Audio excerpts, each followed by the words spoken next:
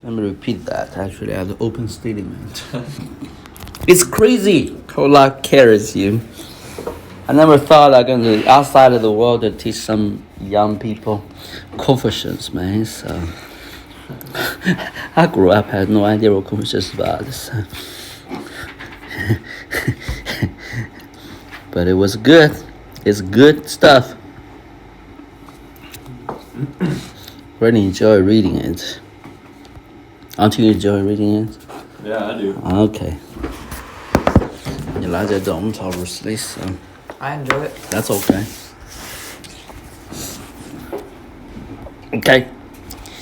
Okay, let's see where we were.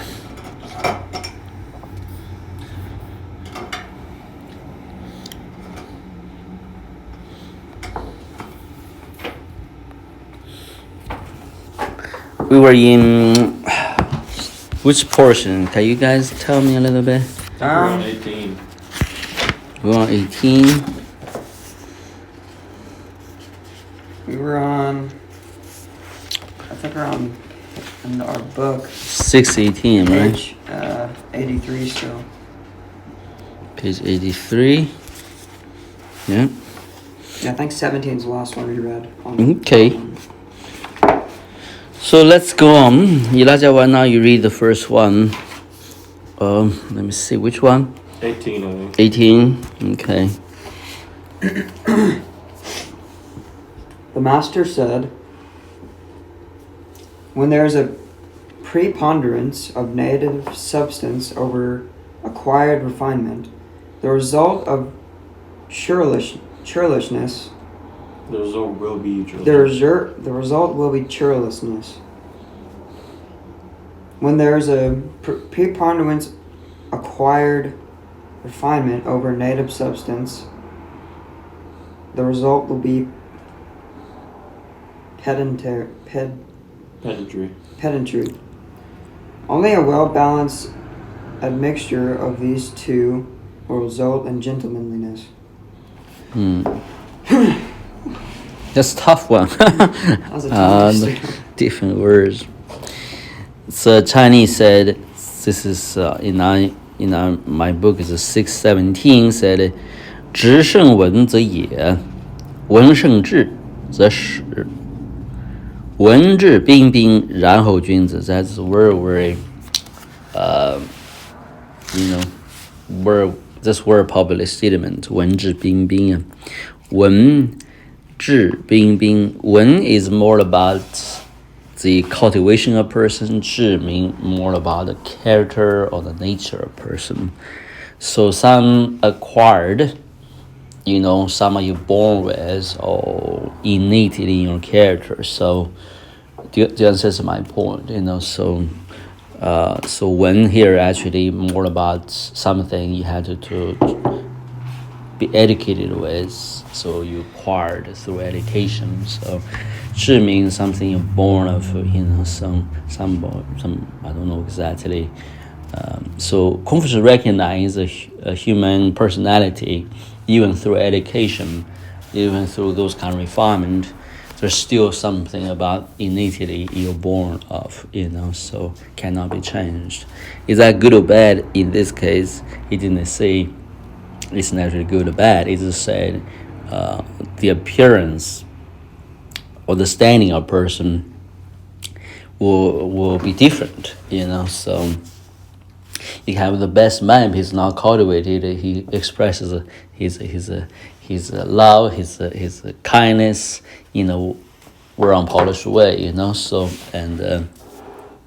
but it's equally to receive and appreciate that love if you know how to, right? So then you have a most polished person, we're applied to everything right, but his heart is not right. Making sense to you?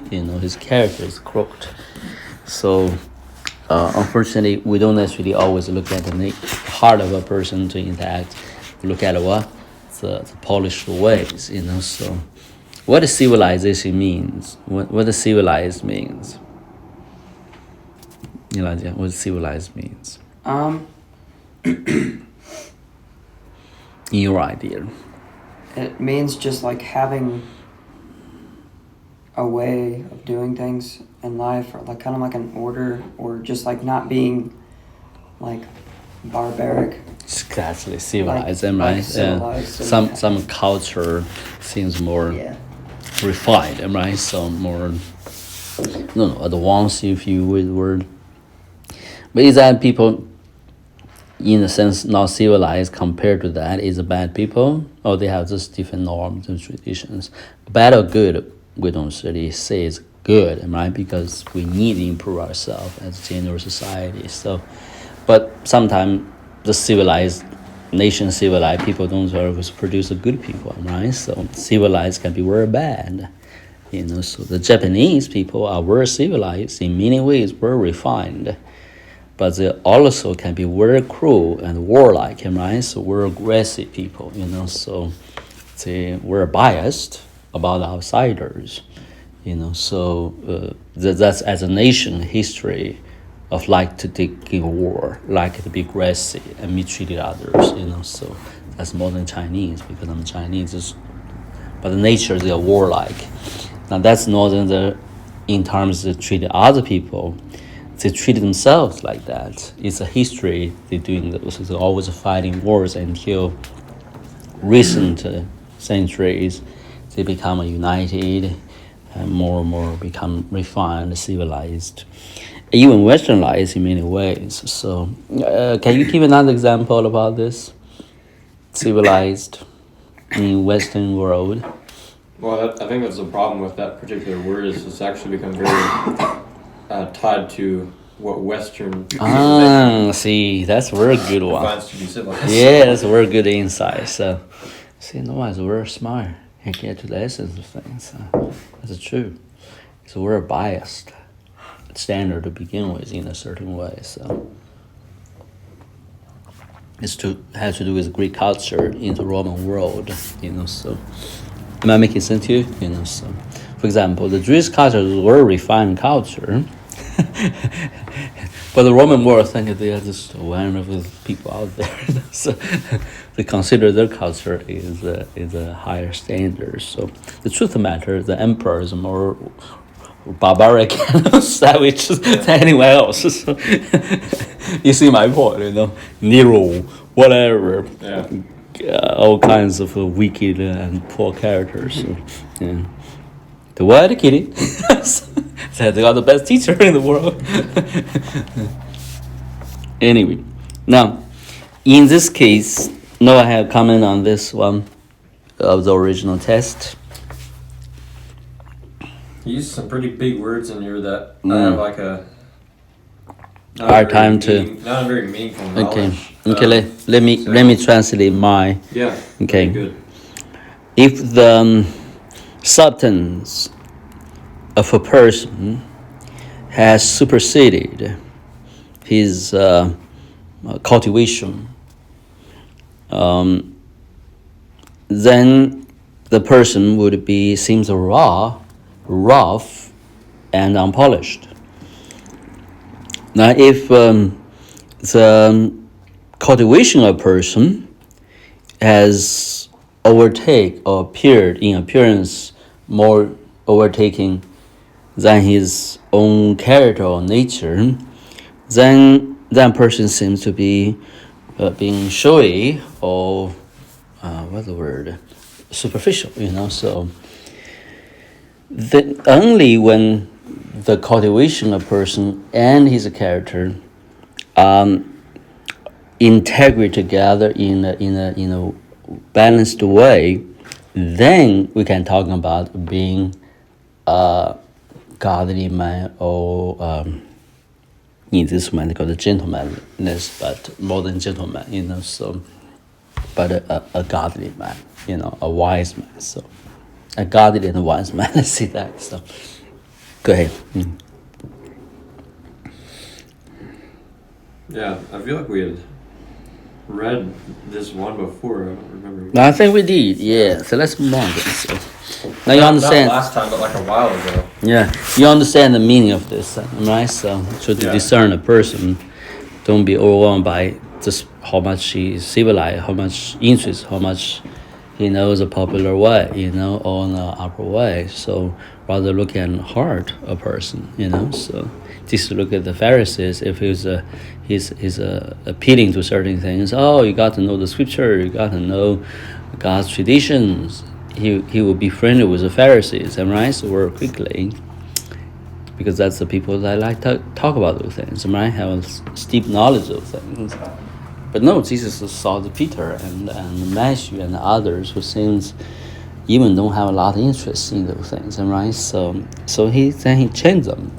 The rough fisherman, Peter, become a wonderful apostle, full of wisdom, full of eloquent. The in-depth thoughts. Read the 2 Peters, the book Peters, right? Epistles. That is a man of great mind, great refinement of mind, if you will, education mind. Making sense to you? So it's not just a fisherman go there to talk nonsense.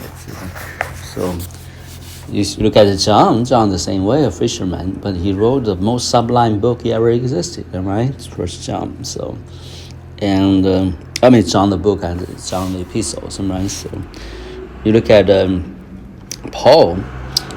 He's well refined. You would think he will invade a certain topic, don't talk to certain ways. But you look at his epistles, it's more like the dictation for sure. It's like a preaching, so they're not right down. It's like you're facing a person, he's gonna touch everything, So he will point an aim, So he will tell them where unlikely topic will touch it, right? So it says my point, So in a good way, but just not in the way that a popular culture says that's refined man.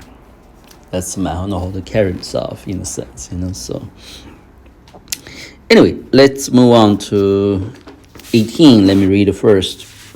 子曰：人之生也直，望之生也信而免。Go ahead.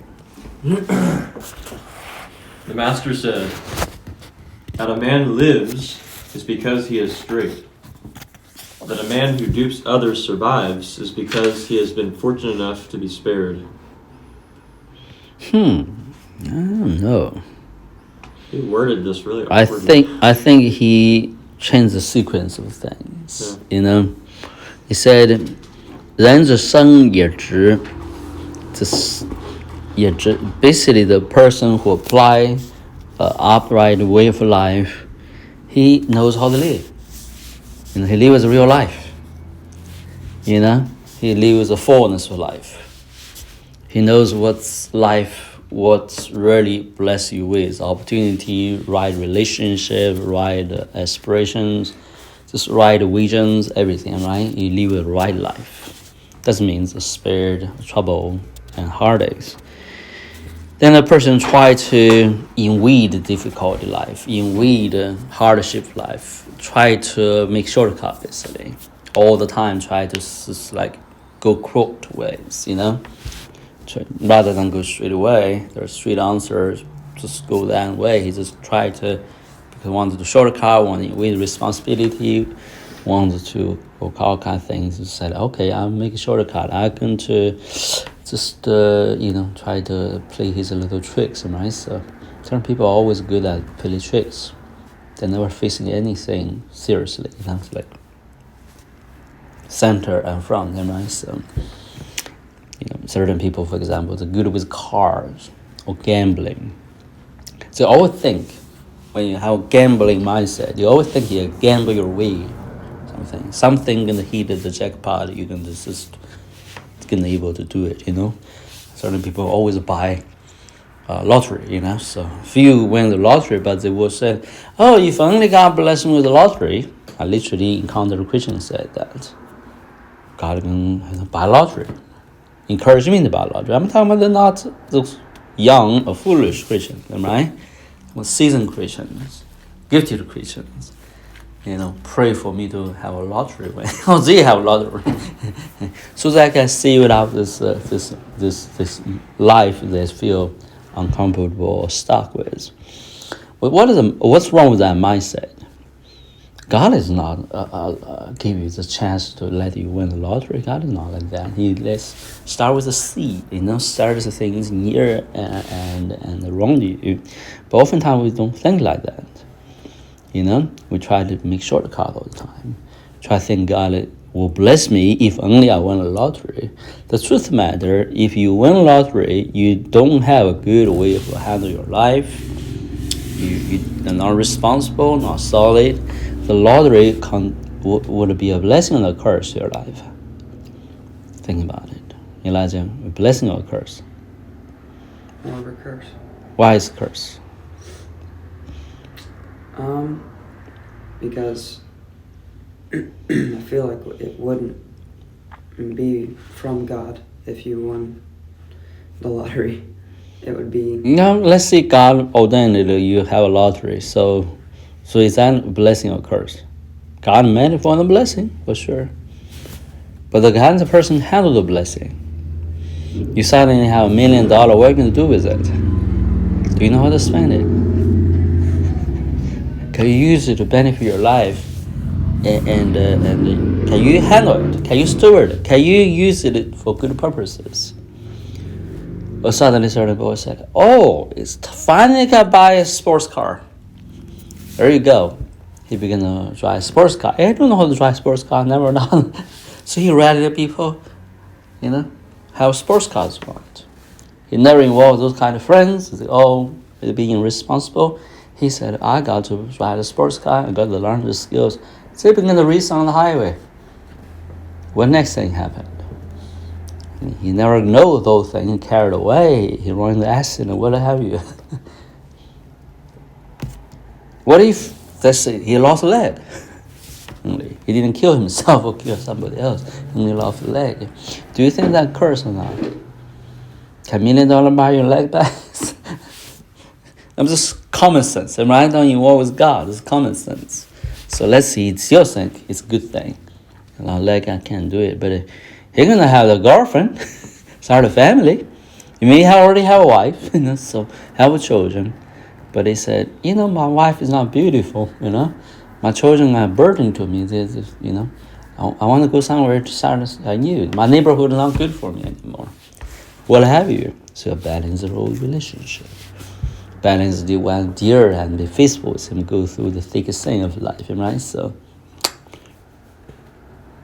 a lot of people did that. Success allowed them to afford all the opportunity in life they really need and balance their former relationships, right? So is that a cursed life or a good life? On the man's side, that's a very good life. But in real life, all those people ruined in the end. Life. Now, according to statistics, I don't know exactly the number. I think a greater percentage of people's life, like a few years later, you see where the life it is, what is going on. Few even survived.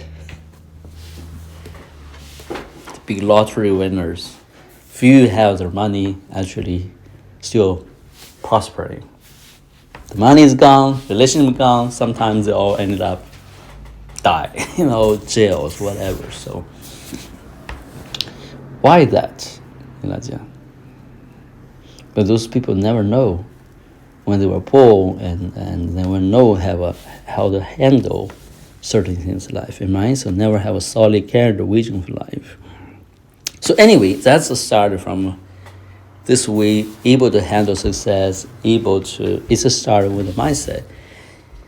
Center front, straightforward, have upright way for living life, or continue on the shortcut, continue on to think someday, a pie can drop on me and the life going to change. Most of the people using God like that, right? So God is going to change my life because he can do a miracle like that. That's most Christians today. But nobody wants to say, well, the God gave me the land, give me the seed, let me start planting, right? It's not about working hard. Americans don't work hard. You have no idea what hard means, actually, most of you. Do you understand my point? You don't. Certain people in our circle, we don't know what hard is. Some mothers, like in this society, single mother, have to support many children, so they work 4 or 5 jobs together. They cannot find a good job, do a solution. They work very hard. The children start young, working hard. Not saying that I don't work hard. I'm just talking about the desperation of life. I put in a word on kind of situation. Certain people know that. So anyway, let's move on. 20. Okay. 619 said, 子曰，知之者不如好之者，好之者不如乐之者. That's a great one. This is an amazing one. So let's concentrate on this one a little bit. Elijah, can you read for us? Number 20. Mm-hmm. The master said, to be fond of something is better than merely to know it. And to find joy in it is better than merely to be fond of it. Expound on it.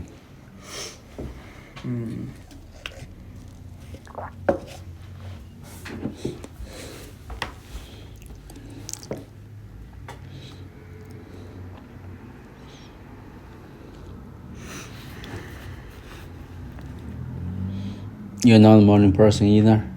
You're not a morning person either? What do you mean? Because I'm not a morning person, so my mind opened up gradually. I feel like I know what it's trying to say. I can't find the right way to explain it or like example to give for it. It seems like.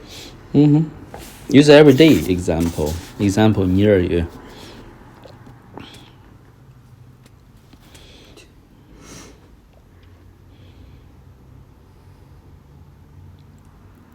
Well, play basketball.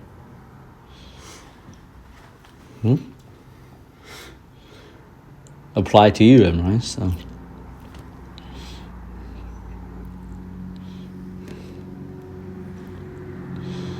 Okay, you can think about it, because it's such a wonderful statement, actually. So. Yeah.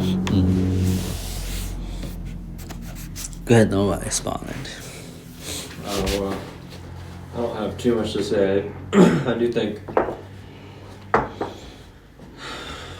that maybe there's a principle he's trying to express in perhaps various things that one comes across in life, whether that be like a subject or relationship or a circumstance or different things like that, or even an idea, that when you come from the stage of simply knowing about it to being fond of it, at least you begin to take it, like, I hope I'm not going completely off track here, but like you begin to take it more into consideration, so it's not something that's completely objective to you, but something that starts to be meaningful to you. And then it becomes better when with this say a relationship or with this idea that you're able to come to a place where you actually find joy in it. That means that it is something that has lasting and real meaning to you, instead of something that's something that you once simply objectively knew about. Sure. So therefore, to be able to reach this place of actually finding joy in something, means that you have found something that is truly meaningful to you. Yeah. Let's think about meditating on things. Elijah, have you done meditation often in your life? You know about it, right? So, but have you liked to meditate? A little bit. A little bit. Tell me, what meditation bring you if you did it? What benefit you gain from meditation? Well, I'm not talking about the meditation to get your mind quiet. I'm talking about really thinking about things, right? So, yeah, ponder on things. Well, that's the way you see it. I meditate a lot. I'm not meditating, it's just drift the topics. I'm talking about the really meditate, quiet your soul, quiet your mind, detach from things that distract you, set a solid time to meditate on something, so meditate on God, meditate how to pray, meditate what the Holy Spirit, if he's going to be a friend of mine, counselor of mine, what do he look like? How he speak to me? Have you think about those things? You have multiple dogs in your home. You interact with them equally. enjoyable, equally wonderful. But have you meditated how to discipline dogs in a general way? Making sense to you? And they have different character. Have you meditated what the difference between them? More than breed, right? So maybe you meditate, okay, there's a breed problem, but it's really nothing to do with training. Those kind of things topic for meditation, right? So to think about deeper things. So rather than just flow with whatever you experience. I'm not about drifting. Have a great time with the dogs. There's nothing wrong about it.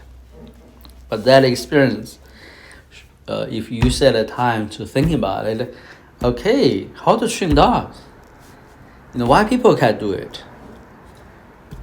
At least I know some basic skill how to train dogs, right? So, and rather than when the dog is barking or they don't listen to you, they get frustrated.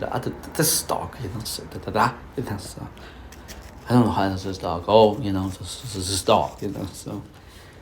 Thinking you have no means to solve the problem, or you have no position to influence the result if through training of the dog's behavior, so different posture of life. So even dealing with dog, the master of the dog, right? The dog is very eager to please you, but actually in reality, who controls your life?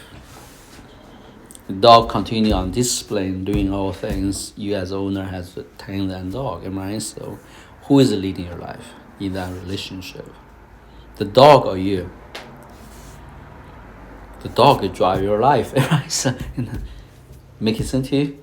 So I said, oh, that's just the dog. Well, you can't even handle a dog. Why don't you have the next person? An unruly person, a person who just don't necessarily discipline your life. Would you let that person ruin your life? Run your life? Now, if you can't handle an unruly person, can you be leader of community? Do you know how to lead in different responsibility, different circle of friendships? Or you just drift and allow things carry you? I'm talking about the controlling people. I'm talking about the learning the way to better organize yourself, better relate to people. So everybody benefit by those things, right? So if you don't have those things, can you teach others wisdom? Can you bring better benefit through your friendships or engagement with them?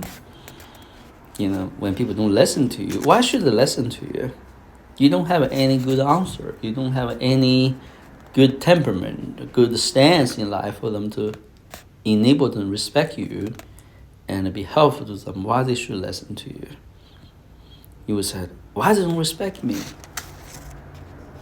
Because your way of life never garners and nurtured a relationship that seems built out to that place. Respect, respect need to be earned in this life. Making sense to you? Not earn, but try to please people. Making sense to you? So certain sons don't like the father. There may be great reasons the father is not worth to be loved, right? So, sorry, or respected. So you can't use your general term and say, oh, the son must respect the father. What are you talking about? You got a Hitler in your life, as a father. Will you respect Hitler? You got a cruel man, destroy everybody's life, have no regard for your own life. Will you respect that father? It's all right to disrespect that. I'm not talking about to be ugly about it, but don't respect his ways, right? It's the kind of character represent. And tell your sons, absolutely, this is the grandfather you're never going to approximate. He's a wicked man. We don't want to be like him, right? So, making sense to you? So, can you do that?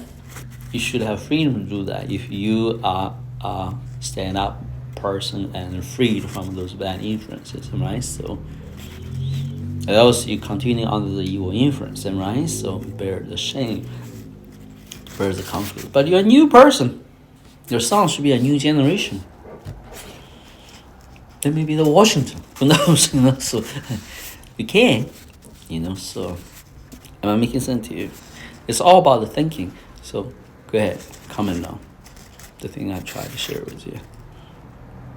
Anything there? Go ahead.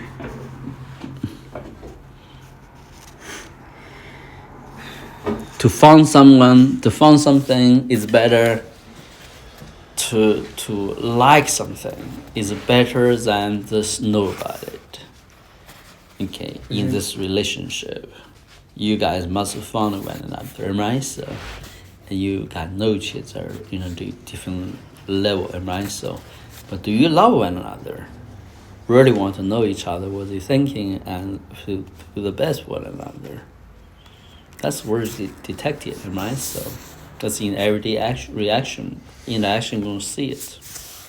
And a man like me, your father, whatever, they can easily see through it, right? So what are you doing? Why are you talking in a certain way? Why you carry some of this stuff? It's not hard to read. We're easy to read.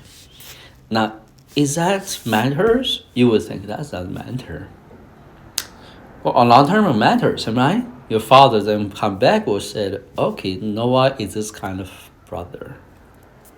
Because actions speak louder than words, right? So that can define you. You said, I want to be a good brother. I found my brother. But to be a loving brother, a supportive brother, require different standard, right? So he said, I want to do it. I like to do it. But are we doing it? Are we into it? Are we take every joy, every opportunity to do it? Are we eagerly part of that in our interaction with that? And in the day, let's say a year later, we said, I try to do it, but Elijah not responding. Well, because we do it half-heartedly or not prioritize, I'm not mean it. And Elijah can, no, it doesn't really matter that relationship in this, my brother wants in this level. Well, that's fine. I can develop that. I can't go beyond. So he will respond to you because you condition him on this level, right? So he will respond on this level. And then in the end of the day, he will say, okay, a year later said, I tried my best, but Elijah not responding to me. The truth of the matter is we never allow relation to go a deeper way. Am I? So making sense to you in our mind. I'm not accusing anything. I'm just giving you a life example how this wisdom applies. That's my point. We don't want to do that all the time, but to brother together, that's there's a standard, right? Brotherly love. So the father cannot love the son. They want to. They can't. Why? They're wounded. They never have idea what the love, where it reaches, what it look like. They never study on it. They never meditate on it. They will justify, I did this, I did that, I don't know how to love my son, right? So the truth matter, their life is on a very shallow surface level or conditioned at a certain level. Making sense to you? Popular culture today, for example, parents happily see it off when 20 some years old.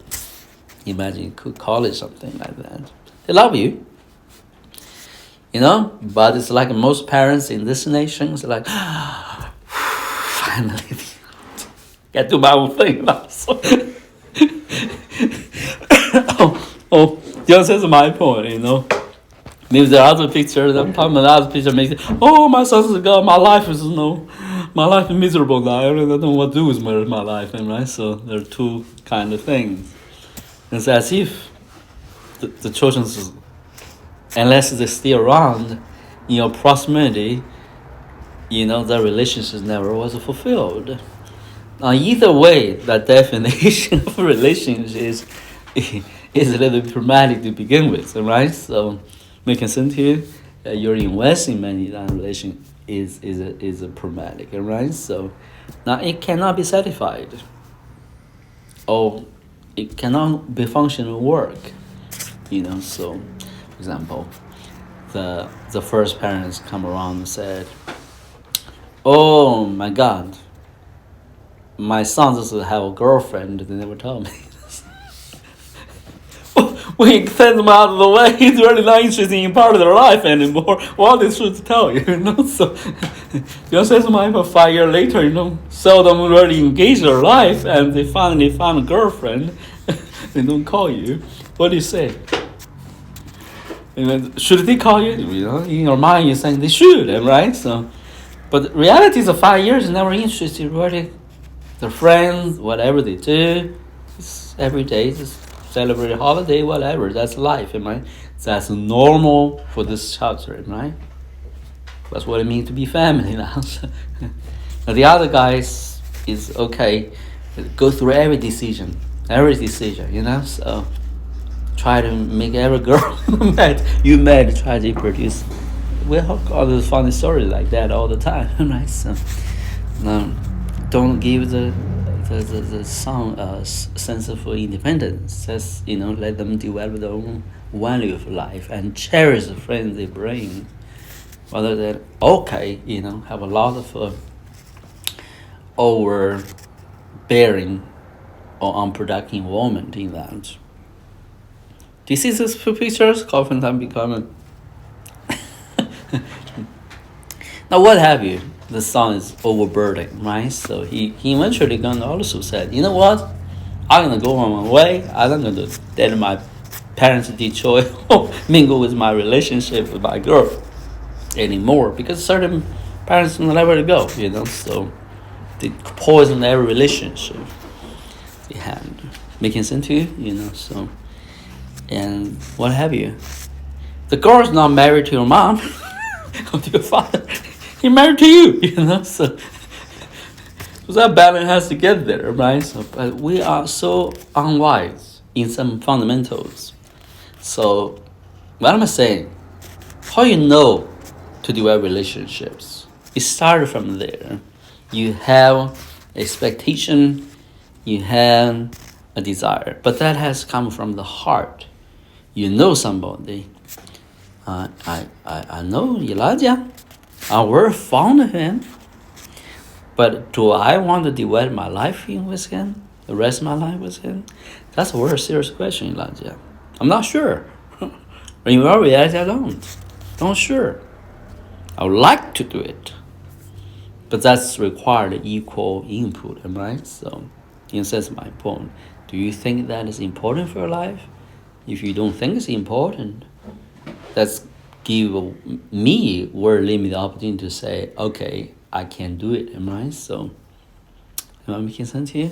So you open a feast, you have different chairs for different guests. If somebody is not on your list of the guests, they don't have a seat at the table, right? So is our life. We want somebody to sit on our table in life or not. That's by our design. And people can feel it.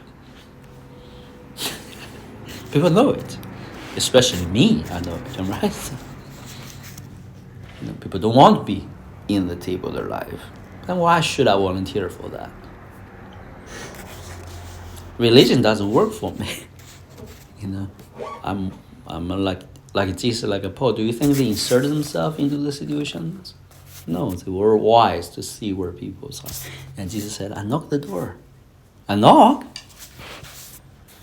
Because you don't open the door for me, therefore I can't sit down and die with you. And don't blame me when I open my door. Why my guess you're not there? Because why should you be there? When he did this, you don't have time, don't have heart for him. He's not important to you. So when he said at the table, I want my honorable, important guests, the ones who really loves me, care about me, and help me in their life. They'll be the one I bring to my Father's table, right? So I will have a fellowship with them. Would you blame Jesus not include us if we ignored him? Or that's the way the Bible told us to do it?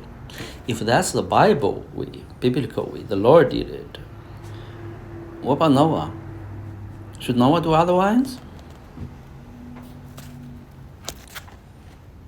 Should you do otherwise? That's religion. That's a foolishness to do otherwise.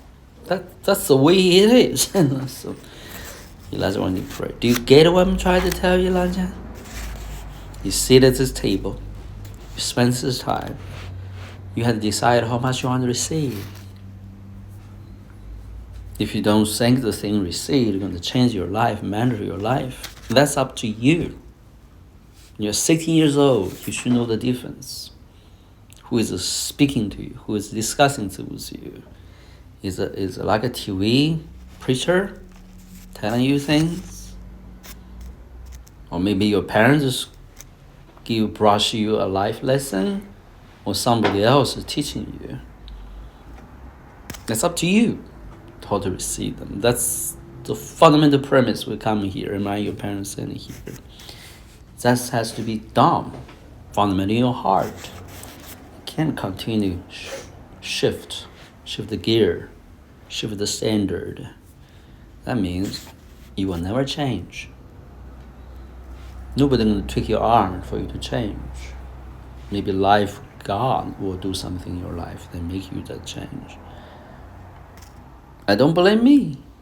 Said I'm not offered the opportunity, give you the chance to change, so making sense to you, just take a fly over your top. Don't take it to heart. Doesn't imply it. Do you understand what I'm trying to get to you? There are times in life it's not up to us. It's up to somebody else, maybe. In this occasion, it's up to me. It doesn't matter you like it or not. At the end of the day, who decides the engagement, invalid engagement? You need to really get over that. Do you understand my point? And I can discern. It's my right to discern. If it's my right invalid, it's my right to say yes or no in certain matters. Because I'm the teacher. It's my time invalid here. Sounds crazy, am I? It's alien culture to us, but that's the truth matter, am I? So you do the same with other deeper engagements in your life. We know this in ways in other life, there's no result, there's no fruits, there's no respect, there's no hard engagement. Don't waste your life like that. What Jesus said, don't throw the pearls to them. The swines. They're not treasure person. They actually bite you because you threw the, as if they're attacking them, So the pearls given to a merchant, he knows the value, right? Give to bride, give somebody knows the value of it, right? So you put the swine, they think, you're threatening me, attacking me. The same teaching on your heart, on your guy's heart, might very challenge to another area to think this guy is bashing the young people. Really. I think you better be bashed as early as possible before life drags you to a place where you're bruised, shattered, confused. Then at that time cry, wail. Maybe there are no good friends even around to help you out. Amen? So that's the wrong way. That's called a shortcut way leading to trouble. But if you're straightforward, use the grace of God, use the time of God.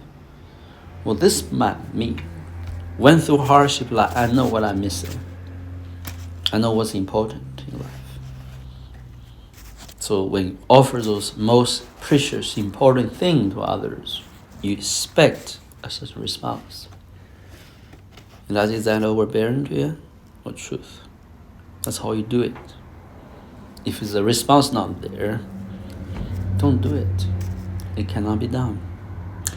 If you do it, and God is not in it, it will cause problems. I need to pray. Go ahead. Lay hands on you to pray.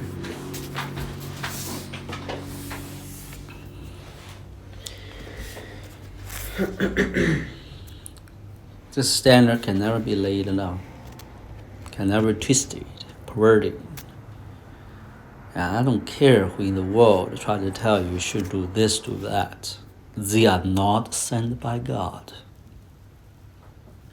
They have no business in these affairs.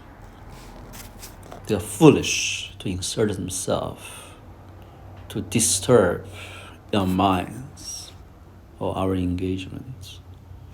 At the end of the day, who are you? Why are you doing those things? Do you know why you're doing those things? Do you think you're better than God? Better than the one who engaging?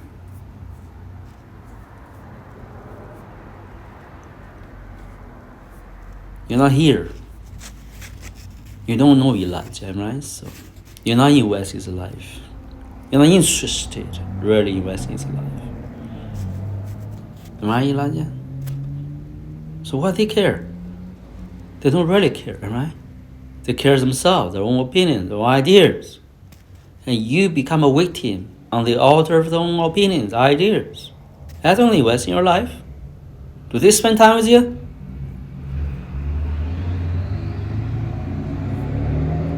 Do the interests really see you change and improve your life?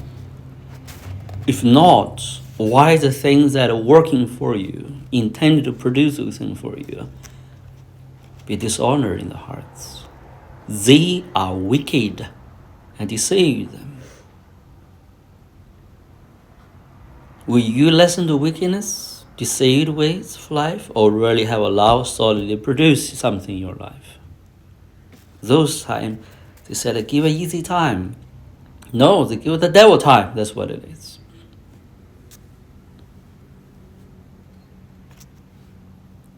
Not trying to be exerting, but that's how subtle things can be. Amen. Elijah, you pray and see a vision for yourself. You grow up, okay? Thinking to constrain you, narrow you, to discipline you. Go ahead, Noah, pray for him. Let's see what's going on.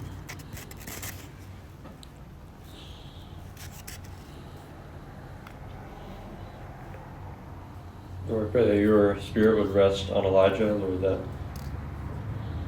you would bring an illumination within his inner man, Lord, to see that which, Lord, you are working on actively within him, and also, Lord, those things which need to be cast away, Lord, and other things that need to be built up within him, Lord, things that require less focus and those which require more. And Lord, I do pray in the midst of all this that your voice would be heard within him, Lord, that he would see and hear and act upon, Lord, your will, as it is expressed within him and even through him. So Lord, I pray that you would bless him in this way. In Jesus' name, amen. Well, deal with the selfishness. If that is stinging to you, some offending on this point, then deal with it. Meditate on it. What it means for your life. Because contaminated poison everything you do. How you relate to people. And get it over yourself in that manner. No selfish person deserves a good friend.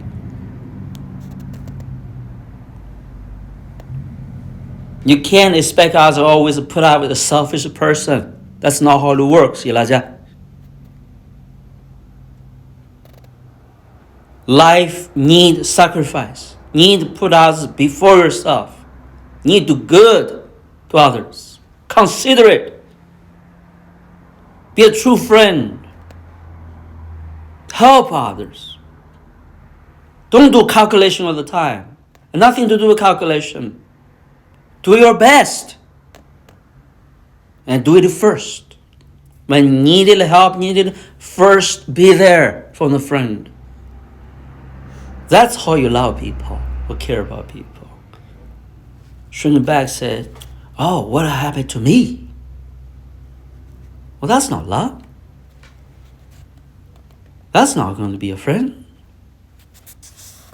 It's all about me. Well, friend, no.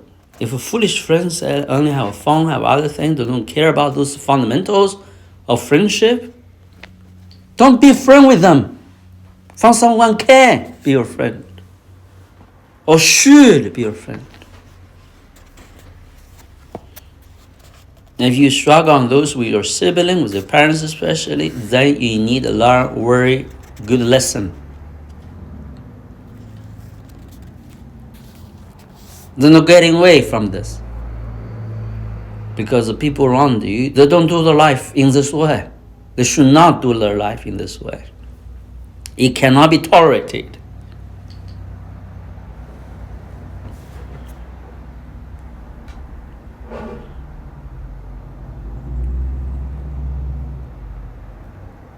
And that contaminated, poison, perverted everything you do. So when a young man like you do some serious consideration, meditation, get over that. 3 days you can get over why you want the 30 years of life wasted and damaged. Something when you're young, you can find the roots, find the things you need to work on, and rid of it, then your life replanted, flourish, and blessed in another way. Then the thing I share to you is hard, really hard, or full of love, wisdom, goodness. Why other noises? That's too hard for a young man. They're foolish. They are not responsible. They don't know how life can flourish. So think about another 3 years for you on the road. How much friendship you can nourish, build, how much beautiful thing can happen to you if you just said in the right way. Or stumble over, eventually had to cry. And oh, it's all about this, my life come to an end. Everything shattered. All relations poisoned. Or, not working. You're broken-hearted. You cry. Well, why relation doesn't work? Because you can't have relationships, real relationship, if self continues in the center. It's not how it works.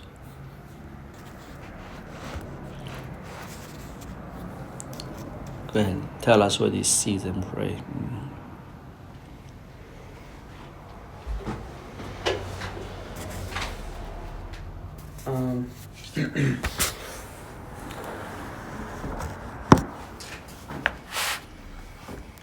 I saw myself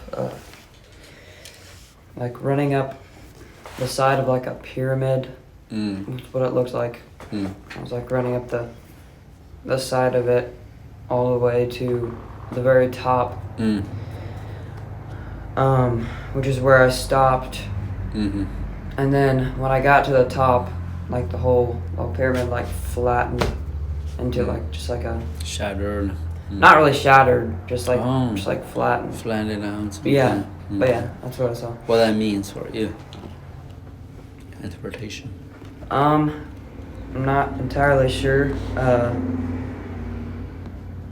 It kind of seems like the running up of something is some sort of a journey, and running up something is harder.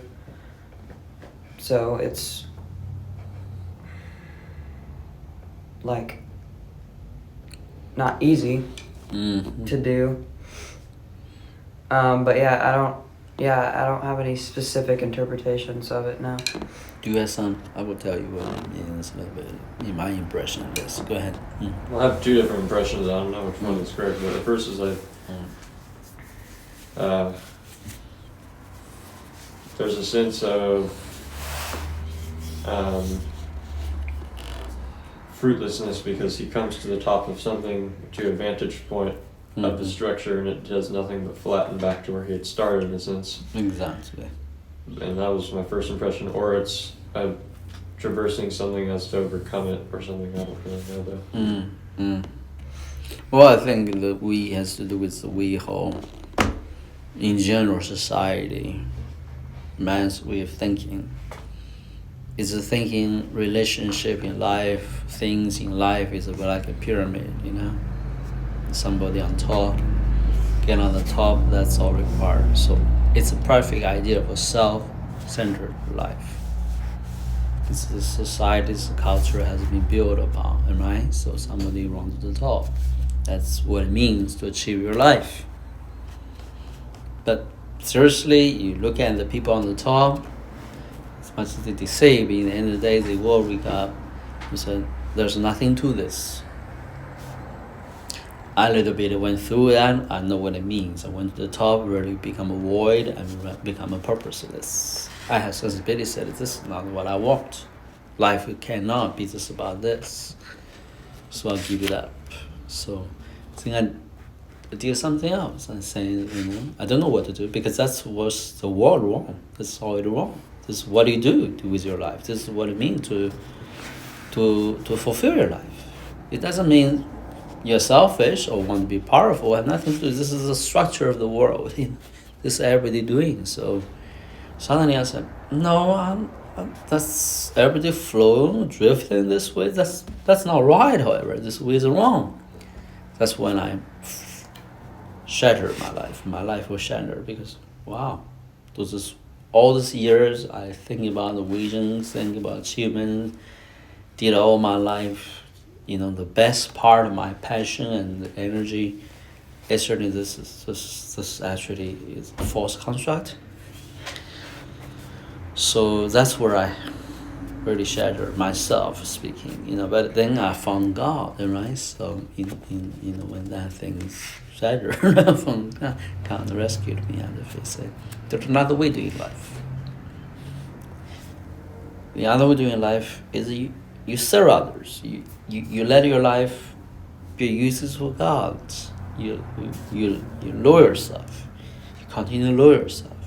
Doesn't mean you don't have authority. You don't demand respect, demand honor when you carry the name God, doing things God. There is a certain construct to that. But you do those not because past reason. You want to be noticed, powerful, respected in man's way. You do it because God has a culture, have a way, and assign you to represent something. Am I making sense to you, Elijah? Making sense to you in this? Give me some comment on this. It's not your fault.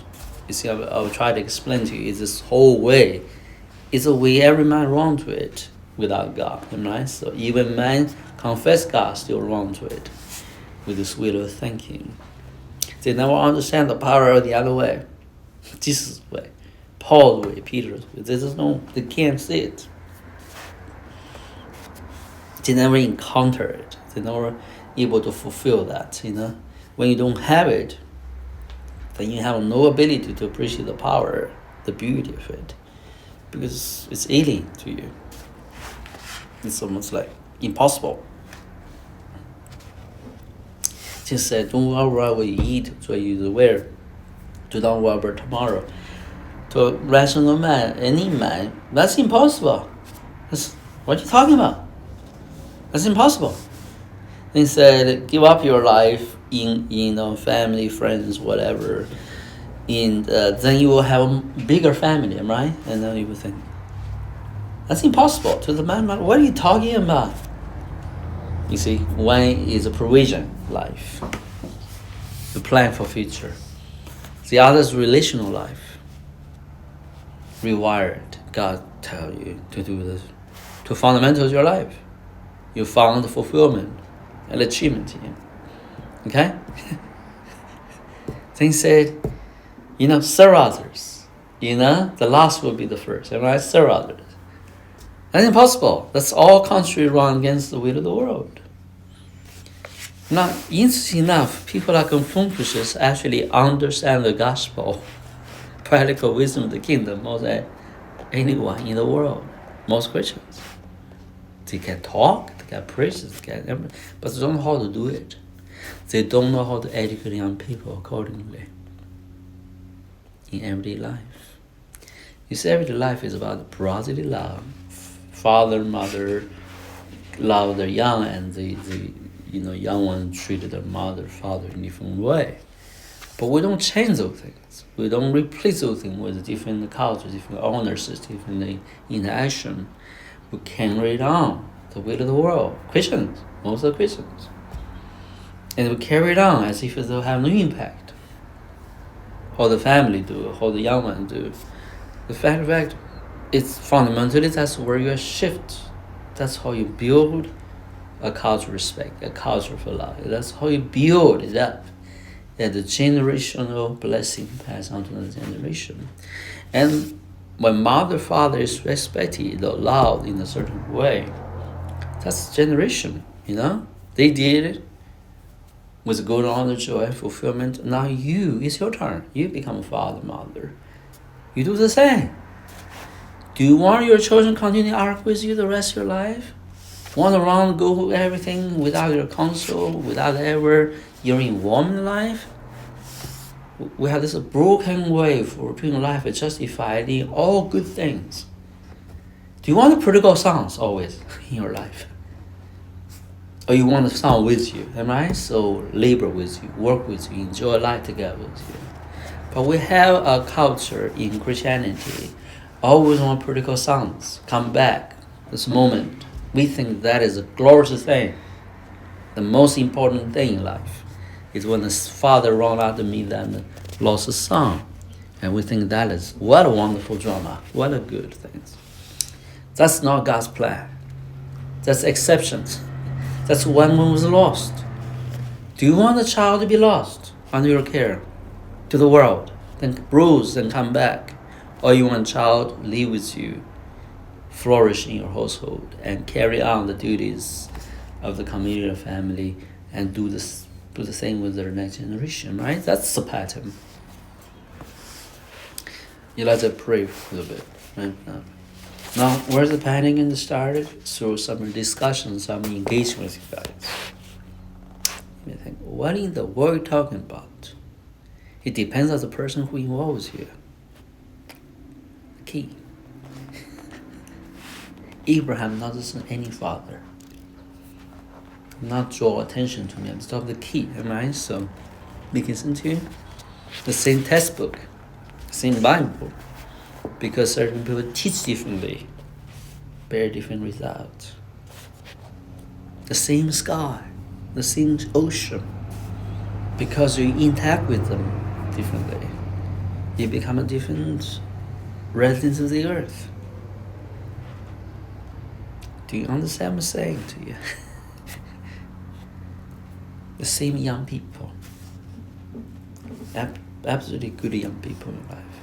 But because they receive different educative and teaching, a different vision, different value is written in their hearts.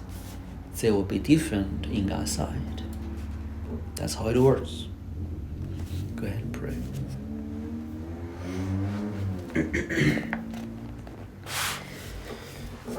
Yes, Lord, pray that each one of us take these teachings, Lord, and things to heart, Lord, especially me. Lord, I pray that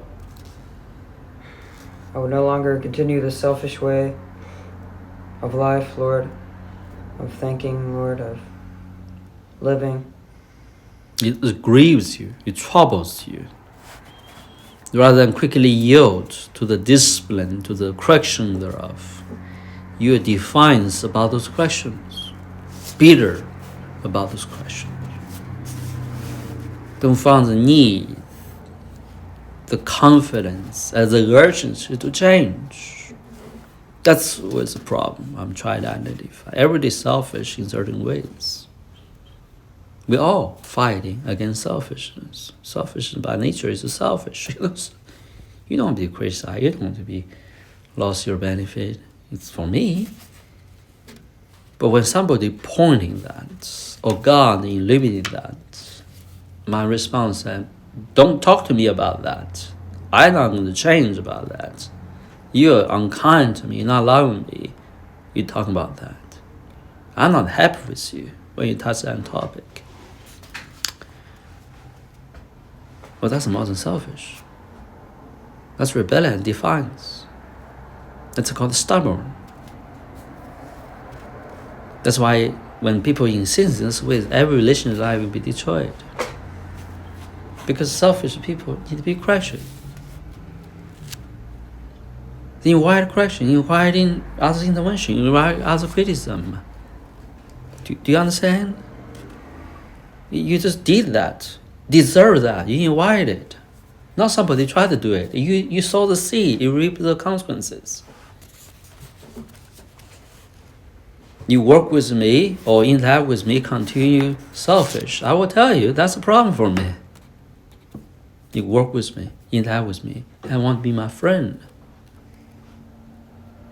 Or continue selfish. I'm not going to have a selfish friend. I will tell you, please get rid of your selfish ways so we can be friends. That's a true friend need to do. That's a good friend tell you. That's truthful, loving, and worthy friend tell you. Honorable friend tell you. Am I right? On the elder, on the father, on the mother. Especially for me, I'm the elder, spiritual guidance, see that tendency. Do you think you're going to fly from it?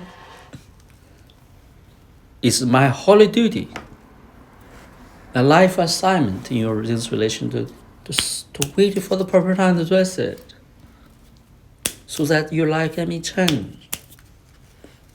And nobody talk about it, I will talk about it. I'm assigned to talk about it.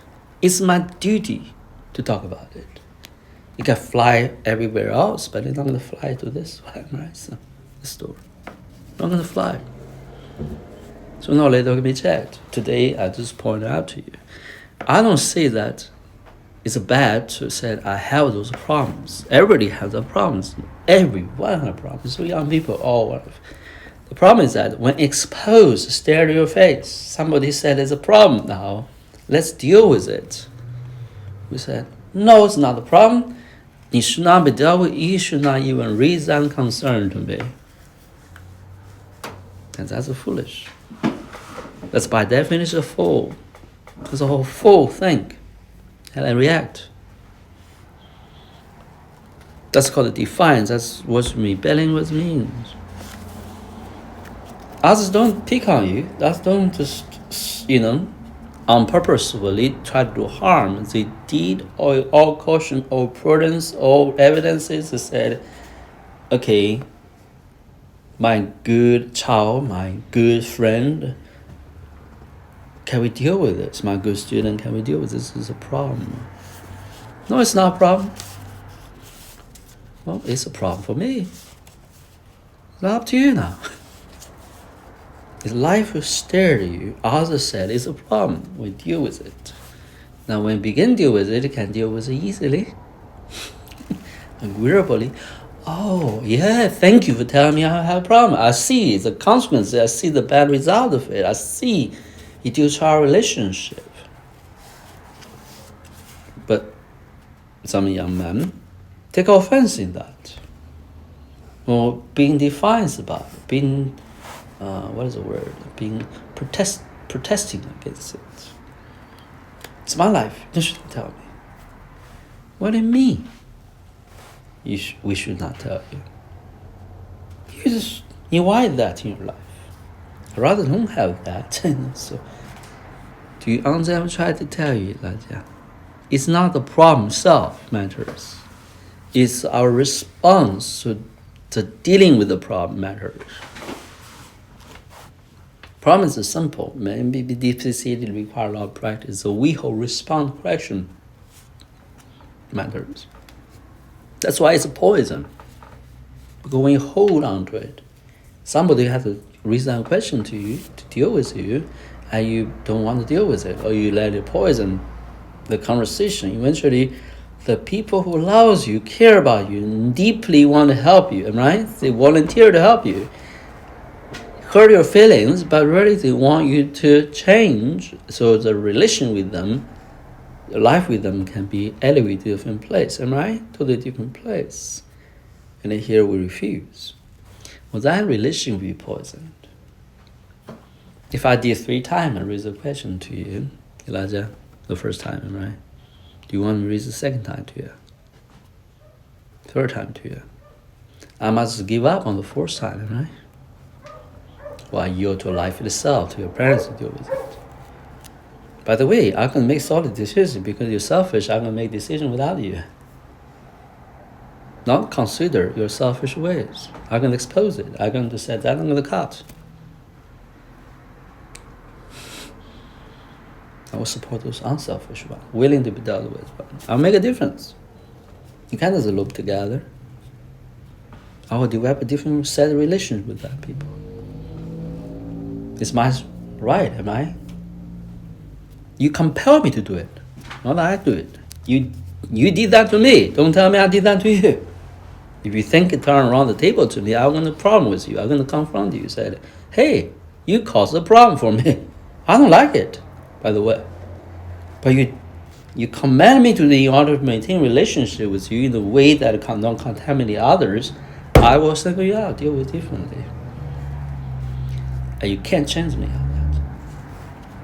Because it's a long-term study, a long-term evaluation. I offer every opportunity for you to change. You refuse to change. What do you want me to do?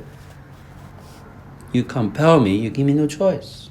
I have to stop that and fire or then poison to continue with others. You cannot contaminate other relationships with people. You're out in those relationships. Well, foolish Christians or foolish man in life said, you can never do that to me. Well, interesting. I would say, you deserve it, and I would why do it for you. Not try to be judgmental, ugly, as you invite the consequence from yourself. You want the rod. You want the rod. I'm going to make a difference. I'm going to say, no way. That's selfish. That's unselfish. That's a sad relationship with me is this way. The selfish people, I deal with this way. That's how you do it in your life. When you're a father, you discipline your children. When you're a leader, you discipline people. Don't let them continue to loop together. God set the standard for God. If you're a king and a priest for the Lord, you need to let the unclean, the crook, the mix, to set a stand for them to change. As they must change. They must change. It's your holy duty in God to make sure they change. When they refuse to change, then you can let them go. You cannot change. God cannot change. I mean, it's not your duty to come. But as long as you assign to the relation in your sphere for influence, if you will, or assignment, it's your job to make sure they change. That's your job assignment, to support the good, give honor, and give blessing to the good, discipline the things that it doesn't do good. You're not cheerleader. You're not Santa Claus. You here have a holy duty to make sure God, people change from one state of being to another and not be sanctified, be disciplined, be established in His holiness, in His righteousness. That's what it means to be a king and a priest for the Lord. You start from the basics. When I deal with a young man in the right way, and make them sure that's their calling, their life. Make sense to you? Yeah. The ones you close your eyes. Let's pray together a little bit. So, Elijah, pray. Rise up, okay? So, start always from there. Well, why God hiding things in our life? Because that's our standing. It's a mean thing if we're going to change us. Making sense to you? You know, if you have a cancer in your head, your finger hurt, or whatever, whatever. You can heal yourself, the finger hurt, right? So, do you want God to deal with the finger? God said, hey, we got a finger issue, got a finger issue. The cancer is growing, even eating away. Your brain, it's your mind, can cause you to die. But it's terrifying. It doesn't say. God said, well, I see it. Let me show you the picture. Let me show you the MRI, whatever. So there's a cancer in your brain. So when God said, yeah, I understand you have a finger issue, but my this occasion is, I don't, you lose your finger, doesn't matter for me in this case. I understand, I heard. But I see a terrible cancer going to kill you in 6 months. So what do you want me to do? I'm a physician. Try to heal you, to do the best for you. Do you want me to continue to just only tend your finger? Or maybe open your skull to get the brain out, get the cancer out of your brain. Hurtful. It's unhappy news. Which is a good doctor for you? Say, which is a good doctor? So one knows the real issues, the hidden issues, and the ability to heal that. Why maybe not tend as if a finger person, a nurse will say, oh, I understand it hurts so much, let me give you some painkiller, let's smooth it out, let me apply some essential oil on it. He had different tendon finger. But the guy can open your skull, man, he said, well, I'm going to cut a hole in your head. It's going to hurt you for months to come. But this thing has to be get it out. He's not afraid of little pains. He actually inflicts the pain in order for big things to be cured. Do you understand what I'm trying to tell you? It's going to cause you pain. But the real problem, the source of death, is a cutoff. So you can't tell the operator who operate on your brain with the same standard someone trying to take care of your finger. Close your eyes, pray.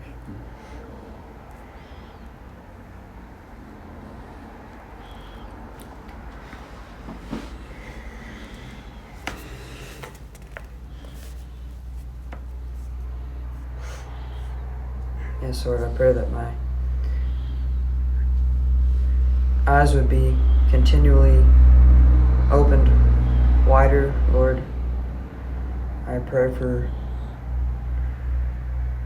conviction, Lord, and repentance. Lord, I just pray that I would take these things that have been said, Lord, not with offense, Lord, not with a worldly way of thinking, Lord, but Lord, with a godly way of thinking, Lord, and a upright heart, Lord, and that I would change, Lord, and have a true desire to change, Lord, and that the change would be evident, Lord, and clear. Yes, practice. We're going to do it. Don't disagree mentally. Begin to do it. Start doing it. Think about how to do it. Words not good enough. You're a young man fully capable to understand how to do it, to put into practice the thing you learn. Yes, Lord, that I would put these things into practice, Lord, and meditate on them. Lord, that I would take action. Lord, and that others, Lord, and myself would be blessed through it, Lord, and that you would be glorified through it. It's praise in your name. Amen. I hope I don't compel that on you, Lan. Yeah. It already poisons your relation with people. I see it very clear evidence of things. It begins to contaminate our relationships. Not trying to be hard, okay? I have a lot of patience with everybody, so. But I'm not going to have that with a young man who knows better and can do better. You know, that's my point. I see it it brings some disturbances in your relation with Noah. Already.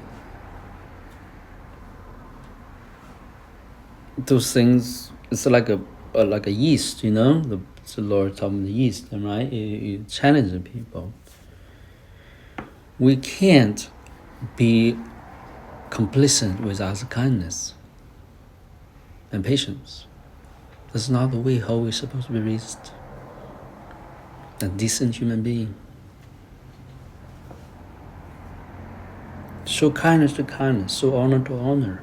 See thank you when thank you is deserved. Say sorry when sorry is needed. You're not a man of your own agency. You live in a context, in a network relationships. A relationship around you, you develop it, you sow, you're going to reap what you sow. And others don't do those things, don't think about those things. Don't let be influenced. Don't let them tell you what needs to be done. But thinking about the things that works should be done. Let Noah explain to you about RQs a little bit. So I'll give an explanation to him. Go ahead, sorry. 3 Qs, you know. I'm so glad I found that term. I might write a book on RQ. Explain to me. Well, you probably heard before this the term that Manuel uses to explain relational intelligence. So having a capacity to, or even a skill in engaging with other people and an awareness of one's actions in the context of relationships that they have in, that someone has in his life. So it's having, just like IQ is the ability, almost the natural ability to be able to deal with logic and patterns and math and science, and having that's RQ an aptitude in I that. have no IQ. idea. RQ, intelligence. IQ, but RQ, which is not really a thing, but Then you actually EQ. The second EQ is emotional intelligence, Emotional intelligence. that's having like intrapersonal and intrapersonal abilities.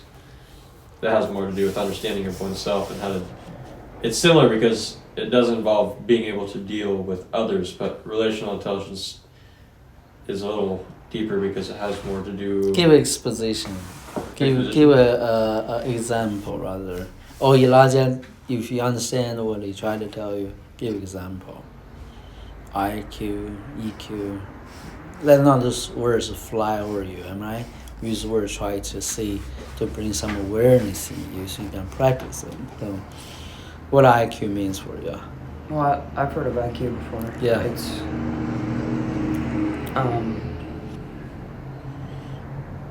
I stands for intelligence. Intelligence, yeah. What did Q stand for? I'm not exactly Q sure. Maybe standing quantifier intelligence, or yeah. something. Okay. I really don't. Yeah. But yeah, I know what those two are. E and Q. What about EQ? Think about it. EQ is emotional, like Noah said. Emotional. But Give like, example.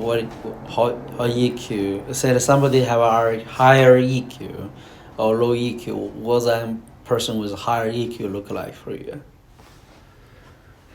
Because you someone with a higher measure certain person. EQ might be someone who can control their emotions better, or can read others. I don't think it's necessarily control matter.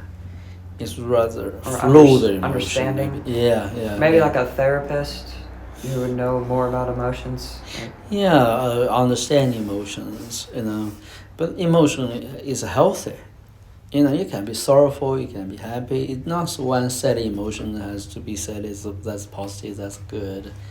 I think EQ is more about emphasize with people.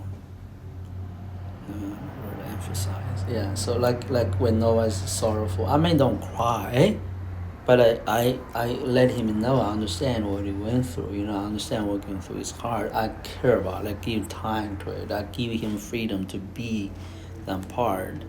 Also through the process engaging, maybe I can say, those are unhealthy emotions, problematic emotions, unbalanced emotions, bipolar people will often think bipolar is a disease. Bipolar actually is a people let go their improvement emotional things, so they go through the day, destroy the personality eventually. They use a pill to control them. So really, it's a self-discipline matter. Something to do with demonic for sure, but most of the time it's self-discipline can do it. Am I making sense to you? So sometimes you feel downcast, right? Sometimes you're super excited, right? So sometimes you're sober, like right now the word sober. I don't say any negative emotions in you. But it's sober. It's uncomfortable. It's not a happy time, spending good time with people, right? And that's my point, so. But I don't see any negative emotion in you. You need to be sober, cautious, whatever. You understand? That's my point, so that is a good thing for young man. But in the culture we have, I think that's a bad thing for the young man to be sober, to be serious about something, to be formal, engaging with something. The truth of the matter is good for them. It's needed for them. Am I making sense to you? So you don't want to, you caught in jail and will be sober before the judge try to tell you did this wrong, that wrong, right? So then sober, or face a victim for your careless life or criminal life, then still be sober. Too late, making sense to you? So right now the thing you be sober with will stop you leading down places. You see my point? Because it will put an end to certain tendencies in you, certain allowance you give to yourself to go that way. So, however, man is not intelligent being. He most time like he is driven by his emotion all the time. Do you think you make a decision, you do all the calculation, lay out the possibilities and said, okay, ABC, let me figure it out. Do you make decisions oftentimes like that? Or rather on the fly doing certain things, anyway? So man would think he did those decisions based on his IQ. The truth matters, seldom make decisions based on IQ, right? So, right? So, especially you. Your age, deciding. You don't go through it. You don't slow down. Just go with the flow. Nothing wrong about it. I'm telling you, enjoy your life. I don't think those things are bad. The decisions are not really bad. It's just you don't go through a discipline, a process, right? So that's a good topic. I talked to John yesterday about this. We had to tell him slow down before you respond. So it's not a young man's topic. It's a human being topic. Okay, he says my point. There's nothing wrong to talk about it. It's actually the earlier talk about it, the better. That's why I'm introduced to you. Because it gives us a channel to engage with you in different level, more solidly, rather than fly over. You understand no one and us and others around you better. Engage them with solid topic, solid relationship better. Meaningful interactions, right? Better. Making sense. You can be an agent of a change. More than you change, you can inspire changes. You have different set of relationships maybe produced. Who knows? Maybe you have different wife based on this change, right? So, true, because that can lead you to different circle of people. That's how it works. I'll try to overtake God's purpose for you. I come to say God has a way of doing things. Okay. So human beings make their decision based on what? Most High? Elijah? Emotions. Emotions. But for you, build and develop their decisions, develop their life based on relational stuff. There were few. And that is the highest way to develop life. We don't understand it. We just intuitively do it sometimes. Let me explain to you, okay? A person is disabled, his mind don't function very well, but he appreciates people. He knows how to praise people, he knows how to sing songs, he have a good time, right? So then another one, he does the same thing. He's grumpy, he's angry, he's upset all the time, or he has a broken relationship to start with in the family. Okay? Let's see the one who grumpy bad, good relationship with. You have everything you need to have a good life, on that condition for sure. And the young man grew up having no good parents, but he's a good personality. He know how to develop good relations with people, right? So let's see, 30 years span. What does life look like then? First, let's see 30 years ended. What's going to happen to these two people? One going to find he's isolated. He don't have any friends. There's no relationship in his life. Because the way he carry himself never really appeal to anybody. Everybody do their duty, but they don't want to stay around them, right? So. The other one, he's a good personality. He's a burden. He always need attention, care in a certain way. But others like him so much. They feel miserable in their life. They write a song over here, roll the poem over here.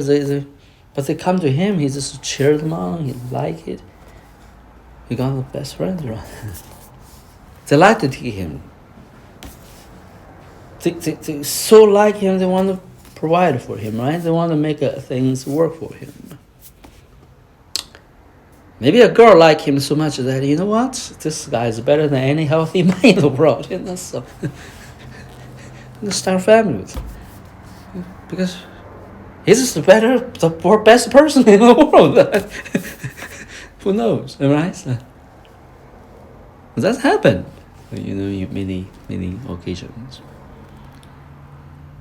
What happening? The person care about people. That's all. It's to care about people. That's all it takes. 30 years later, he has own children. Who knows, But at least he has network friends around. Everybody cherish him, love him. Before he even needs something, everybody take care for him. Wouldn't you take care of such a wonderful person? I would. I would volunteer to help. So, if he asks help, I will be there for him, right? So I feel great to help such a wonderful friend. Making sense to you? Yeah. He's not beggar. He's not grumpy. And appreciate it. You feel so good about helping good friends. So 30 years later, they have a totally different future, different standing, different friendships. How it started? Either one don't have a good brain. Sorry. Either one don't have who knows, But they have maybe, they carry the emotion. Each one maybe have a problem there, whatever. But know how to develop relationships. Know how to deal with relationships. And in the Bible, in this book, teachings, is all about how to develop right, godly, and wise relationships. If there is one thing I teach you, young man, through all the things going on, I want teaching you skills, set of wisdom, or philosophy, deeper thinking. Those you're fully capable of doing yourself. But one thing I'm teaching you is how to build godly relationships. Am I right? That's my highest job. I got the real job. Everything I teach, everything I do is based on this premise. Culture is about relationships. Love, righteousness, everything is about relationships. If you understand that, you will understand why I'm teaching, why I'm doing things when I'm doing. I give the key, turning key. Now why I do this? Because I understand God, you see. It's not me who want to do it. It's how God doing it. Now if you with God, who can be against you? Can I talk to you about this? Do you feel condemned? criticize or feel enabled, liberated, have a better way to go about life. Yeah. Can you pray for Noah? I want you to bless Noah. Certain things need to be changed. You're 16, am I right? So let's see, 18 years old, 2 years down the road, you'll be a different person, am I right? So in Noah's age, you'll be, I hope you're better than him. Who knows? You can, am I right, Elijah? Am I right? So yeah, he's not your ceiling. He's your floor. Go ahead, turn around, pray for him. Bless him. He's a wonderful big brother. It should not be a challenge to you, rather be a blessing to you, an inspiration to you. That's how you see things. Pyramid feel always a challenge. Something better than us challenge us. But if you understand God, it's inspiration. It's you learn from it, right? You feel encouraged as somebody, blessed as somebody like that in your life. So you can look up to. You can be friendly with. You can take advantage. His help, his influence. Different way engaging things. Totally different way engaging things. Run to the one excel with, in things better than you. Why? Because he has something to offer to you, right? Something you can learn from. Let him know you want to learn. Let him know he's doing things wonderful. You like that. You cherish that. You're thankful for that he able to lend help to you in that way. That's how I learn friendship most of the time. Because I just know people have good things, wonderful things I don't have. Not selfishly, but I said, well, can you tell me how can I be like that? How can I learn from that? Or at least how can I work with that, partner with that, cherish that? Do you understand what I'm saying? Yeah. Your dad is a great teacher. He learned from me. I'm not a good teacher. He able to see through my teachings. Why he can do that? If they have better thinking, better brain than mine, better English than mine. So why he do that? When he teach, I'm so engrossed by it, so enamored about it. I can sit here, hear his teaching all day long. Not because of my friend or he has good English, just enjoy how he teach. Why I can't do that? Because that's how I made it. I don't look at the external thing. I look at the substance, what is going on there. That's the truth of the matter, right? So that's who your dad and I. Others don't understand that. Look at this, that. So it's, no, it's God doing it. I will give it to God. We'll not try to be a teacher to each one. It's we hold it ordered. We learn from one another. How about the two of you to begin to learn from one another? Go ahead.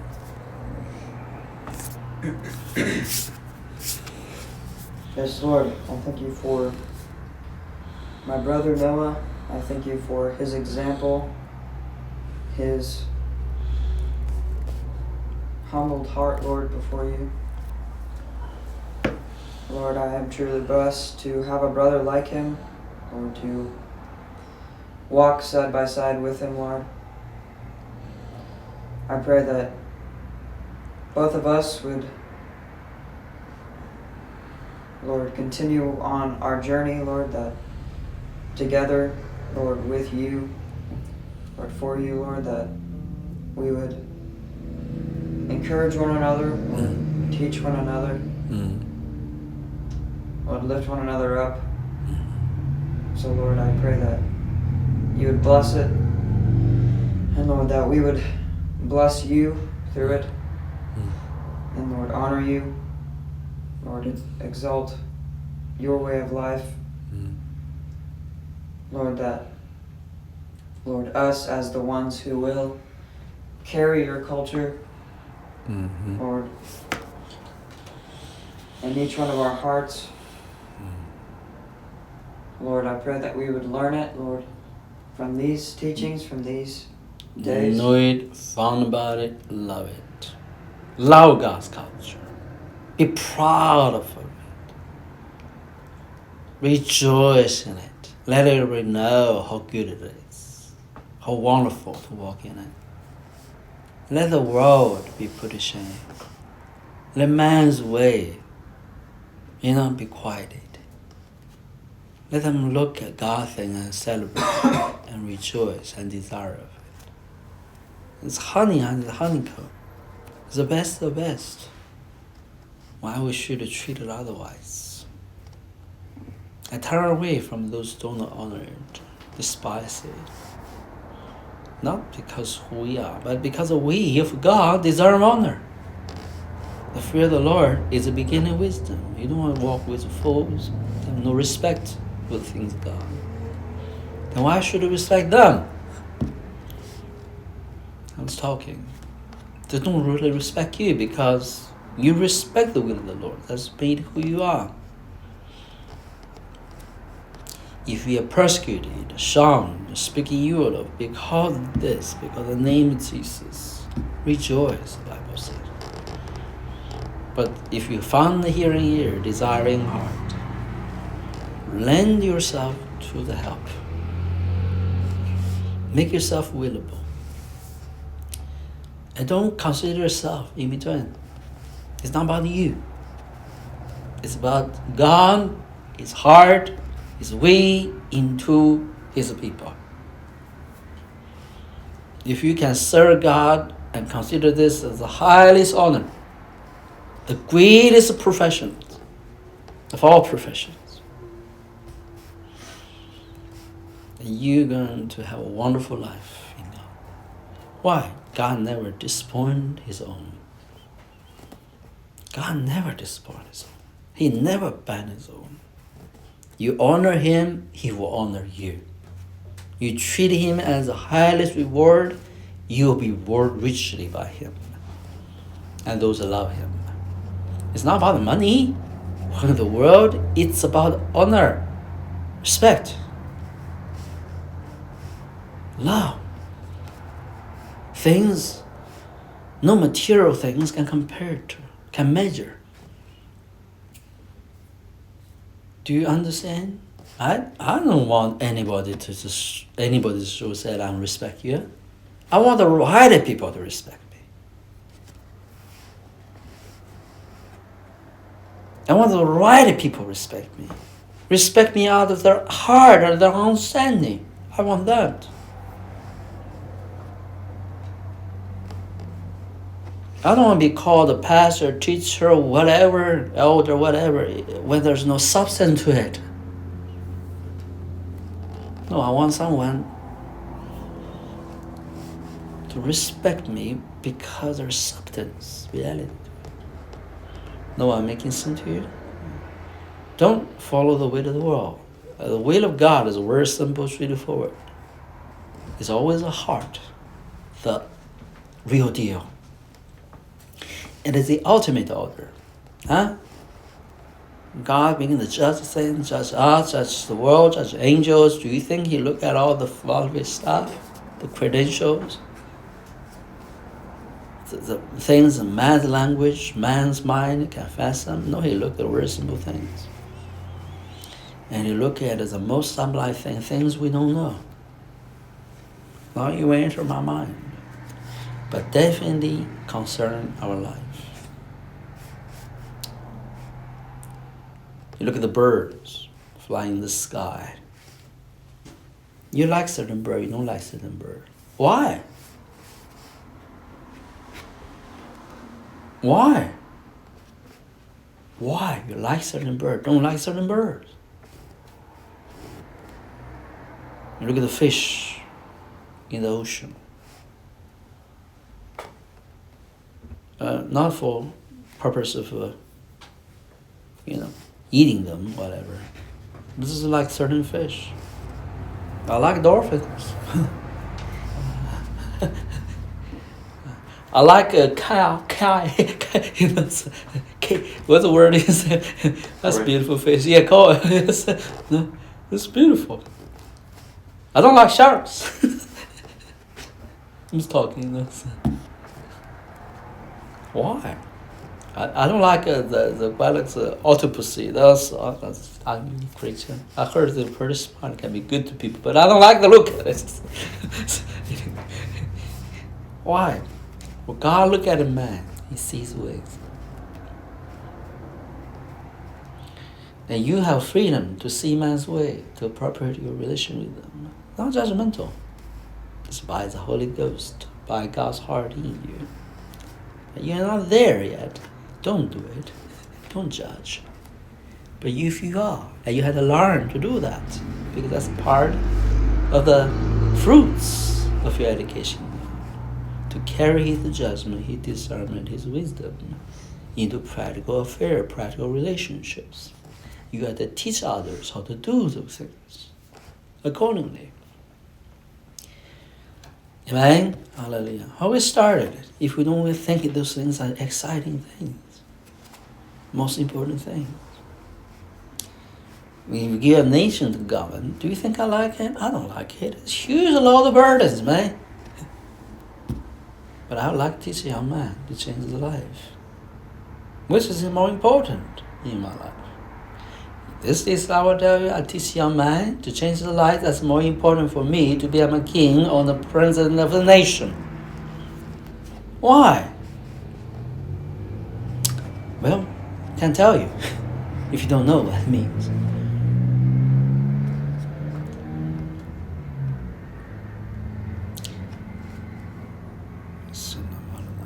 Go ahead, finish your prayer. Yes, Lord, I just pray you bless these things, Lord, that your true culture, Lord, would rise up and burn away the chaff of the world and worldly ways of life and worldly culture, that your banner would be raised high and your ways would be known. But yes, Lord, I pray that you would bless my brother Noah. Lord, I pray that your hand would be upon his life. In Jesus' name. Noah, do you see anything? Tell us. There's a turn out to be a spiritual session. Yeah, I saw 2 visions earlier when you had me.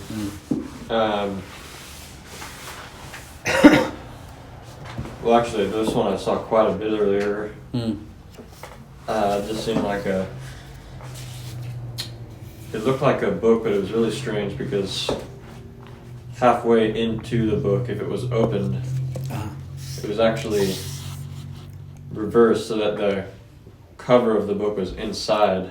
So like if I was halfway in this and the cover of the book was inside like this and the pages were outside when it was closed. So they were, regardless of whether it was open or closed, the book was always open in a sense. Sure. Yeah. Read, so there was really no such thing as, I mean, it was really strange design, but it was really no such thing as closing the book because it was almost always it's open. Impossible to close that. Even if you closed it this way, it would still be open. Exactly. So it was always open or something. But I don't really know. That's the first vision I saw. What do you think that means to you? The book is open! No more cover! I'm teasing you guys. Alright? You see, when you read like I read, think like I read. Not try to be arrogant, alright? So you look at everything to you, it means different things. Every subject means different things. I hope you understand what I'm trying to tell you, right? I can appreciate all philosophy, all history, all persons, but I respect them equally. I cherish what the good about it, but I will never yield to the region of life if it does not belong to God. I have the ability to discern what person of life. Tolstoy, Shakespeare. I don't really know what Toy wrote about the Shakespeare. I didn't read all the Shakespeare story, but I heard enough, right? So read a few. So when I think of Tolstoy, I know Tolstoy enough. I can literally think what I think. This morning, brief discussion, what I did. bring some key points, right? So it's compatible to his thinking, right? So, who I did that? I don't know the book, but I know Tolstoy. I know Shakespeare. It's like in front of me. I don't look at their literary. I look at the person, you know. I look at their time. Is that hard to think about it, or some supernatural things? Not really. It's just like you learn a different way to engage, value the people in life. Is that bad, ugly? No, that's what it's supposed to be, am I right? So that's how you should look at a person. I don't just praise Shakespeare because he has great talents in creativity in English, whatever, changing his language. That's true, but I would like the person. I would look at it, how he carries mind. Not at all that good, impressive to me. Great talent for sure. Wonderful English for sure. That's wonderful. But not really good person, a wise person. His mind, his energy is excited. To me, it's a wasteland in his life, am I? So, sorry. just me talking, okay? So, that sounds crazy, but you look at it, what about philosophy? What about history figures? The same balance, using the balance amount. Because God don't look at man, look at what are those things in the day. But he did this, wrote this, changed the posterity in this language, in this, that. They don't look at it. He looked at the heart. He went on the heart. He said, okay, your influence to posterity is not necessarily all that good one.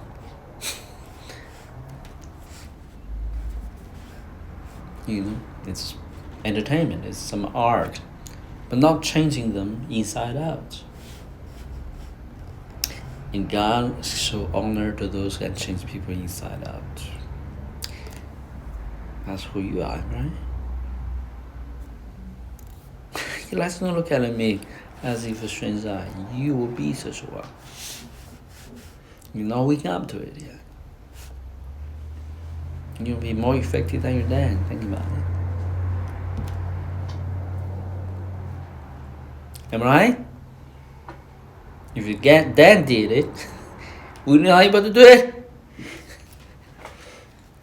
Right?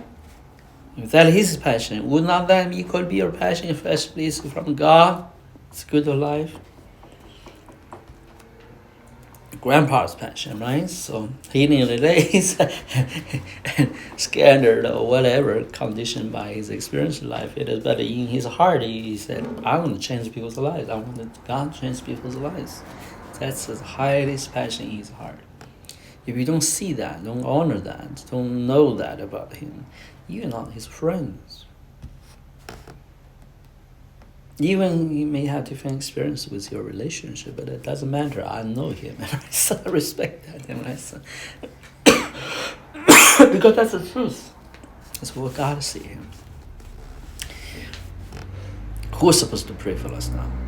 You're supposed to pray for us right now. Finish your vision second. The second vision, which was after you had told me to see a vision. Yeah.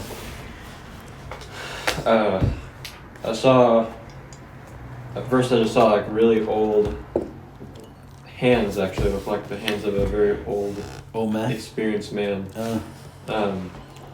Even a wise man, if you can even tell that by his hands. What? Okay.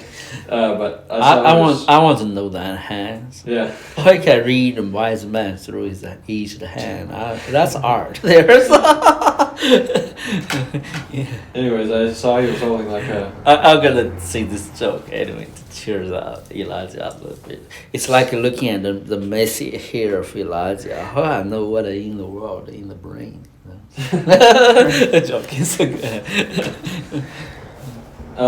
All I saw at first was he saw like this bundle of cloths. So it looked like he actually may have been holding a baby, like a young child. Well, again, repeat after the hand or what have you. It seems like he was holding like a bundle of cloth. So a bundle of cloth. Okay, yeah, like that may within have held like a young baby. A baby inside. Yeah. And I saw with a closer look It did seem like it may have been a baby, but I actually saw it was a little animal actually at first. It was like a little piglet actually. And it was really awkward because when that realization came that it was an animal and not an actual baby, then he basically let go of it, and the piglet actually scurried away as like a rat-like creature. So it was like this almost detestable thing that ran away after it was revealed to be something else than what one thought it was. And then the vision continued to where there was this renewed sense where he finally had the real thing. So he came back with what was a real child. Real child. And that was all I saw in that vision. Oh wow. Yeah. Well, that's interesting. That's terrible.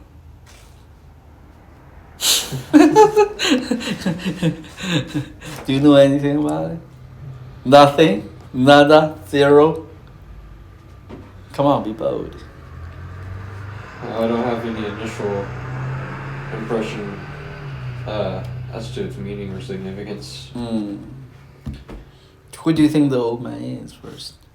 I don't know. I didn't even see the old man himself. It was just like his hands and what he was carrying. Do you know my Chinese have birth year, right? So different characters given to birth year. It's crazy. I was born in the year of the peak. The peak. Yeah. So I was thinking about, oh no, maybe the Lord can give you a vision of me. You know? So, but you see, that is a picture of my old self. I think the hand is the father, right? So the old self is a bad self. Let it go, you know. So, and then the new self comes in, I believe, you know. So, yeah. You had to let go your old self in order to find your true self in God. Is that amazing?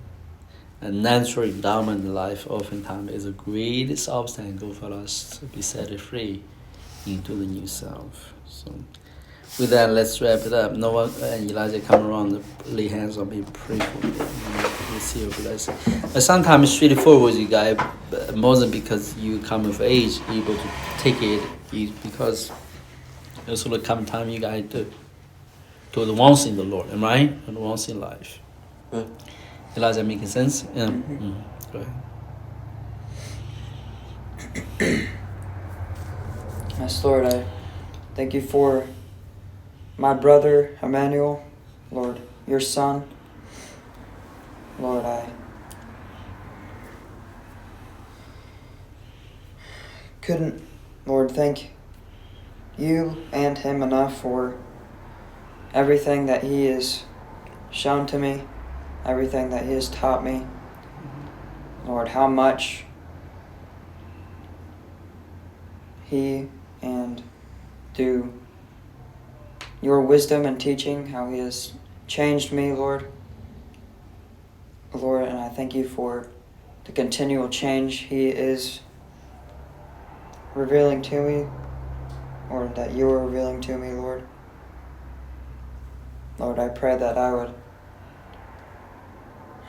be a respectful student, Lord. I hope that I am. Lord, I pray that you would know that how much I honor and respect his teachings and his time. Lord, I am truly sorry if I have seen to take these things for granted, Lord, and I pray that I would just truly respect this time as I do. Lord, I truly do. It's a learning process, but required education and action like we had to get somewhere. So you're doing just fine. Yeah. Yes, Lord, I pray that you would just bless him, Lord, bring him closer to you. Lord, that the responsibility that he has in your kingdom and your ways, pray that you would just lay your hand on him. Praise your name. Amen. Thank you, Lord. Yeah, appreciate it. Lord, you lift up my brother Emmanuel. Lord, we continue to thank you for his devotion to you, Lord, the example he sets in the midst of your people and your body. Lord, and as such an example, Lord, you allow him to serve, Lord, as one who makes clear the way, Lord, for those that seek it.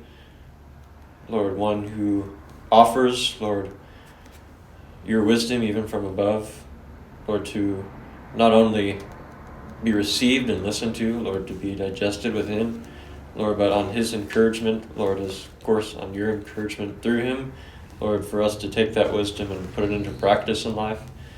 And Lord, indeed, as he mentioned earlier, this is truly what he teaches, Lord, what he is passionate to teach to others, Lord, even if not most especially to the younger generation, Lord, those that you're raising up to participate fully and wholeheartedly in your way and in your culture. Lord, I do even thank you for examples of times like today, Lord, where you sometimes, Lord, come on us, Lord, in a sharper way, Lord, but in a disciplinary way, Lord. But indeed, I always come back to the illustration of a vessel or a ship in the midst of a stormy sea. Lord, we always continue on course, Lord, regardless of the ups and downs, Lord, of the waves. Lord, for indeed you do so to test the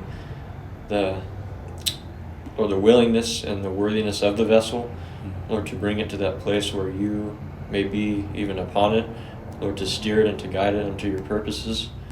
So, Lord, may we view life in this way, Lord, not to allow each circumstance to bring us down, Lord, to be so short-sighted in our view of ourselves or of others, of life in general.